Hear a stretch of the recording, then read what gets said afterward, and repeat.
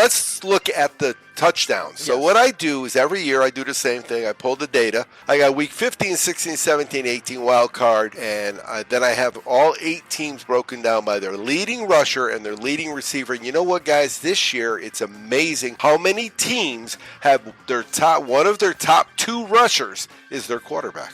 For touchdowns, rushing touchdowns. You got Trevor Lawrence has 5, Mahomes has 4, Jones has 4, Hurts has 13. Hurts has more touchdowns than anybody on this sheet. So there are 8 teams. Each has the top 2 rushing touchdown persons. Elliott for Dallas has 12, Hurts has 13, and he didn't play how many games? He had 1 game where he had 3, and this is what's cashed me tickets. So what I look at is what's happened in the past, what's happening now, and try to use that, of course, handicapping, to isolate what's happening in the future. So when I look at these 2 games, the Kittle thing is jumping out at me. Kid likes Kittle. Now, in the wild card game, Kittle didn't get a touchdown. McCaffrey did. Purdy got a running touch. Mitchell and Deebo Samuel got a touchdown. Before that, McCaffrey, Mitchell, Kittle, Ayuk, Kittle, McCaffrey. I really like him. So I got Kittle and Ayuk on that side. It's not as difficult with Dallas because you have to use Elliott. Brock Purdy is expected to be the 49ers starting quarterback in 2023 over Trey Lance. So you know what that means. Bye-bye, Trey. Probably the best quarterback on the roster wasn't either of those 2 when you start the season. During the summer, the best quarterback on the roster wasn't either of those 2. It was the guy that's not even on the roster now. So we're going to go with Elliott, and I'm going with CeeDee Lamb. He's just good. CeeDee Lamb will have a decent game. I don't know if he'll have a touchdown in the game. We saw that Dak Prescott used multiple of combination of players last week to beat Tampa Bay Buccaneers in Tampa. In San Francisco, I would go after the young corners. But you know how it works.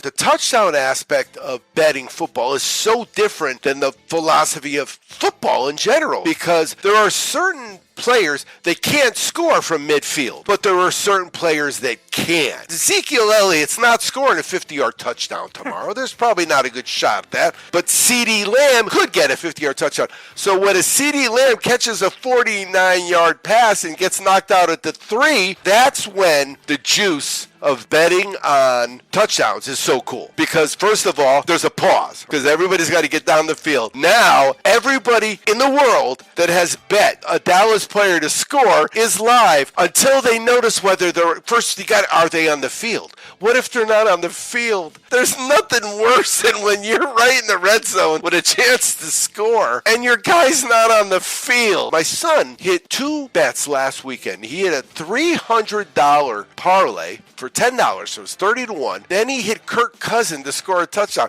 He threw $10. Mo and I, when Mo comes on, we talk about the WTF money. The money that you throw on the spinning wheel with a pretty girl. You check into your room, right at the front of the casino is this blonde that she's just gorgeous. This girl is like Barbie come to life, and there's this wheel and you throw $20 on and you walk away without your $20. So he throws $10 on Kirk Cousins. He's 41-1 and he scores a touchdown.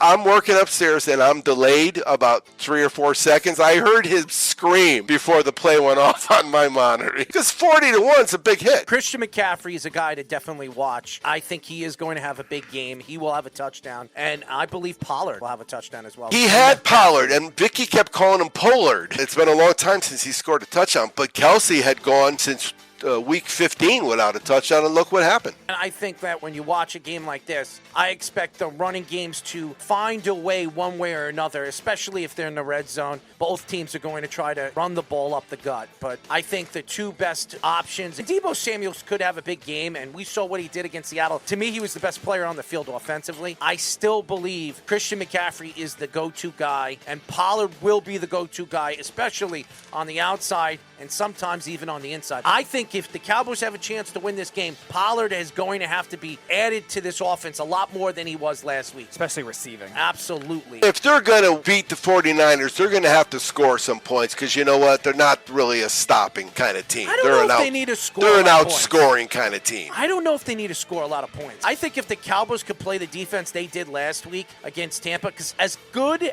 offensively on paper as San Francisco, you still have a rookie quarterback. The last but he keeps scoring 30 points at some point in time. The fact that he's a rookie is irrelevant.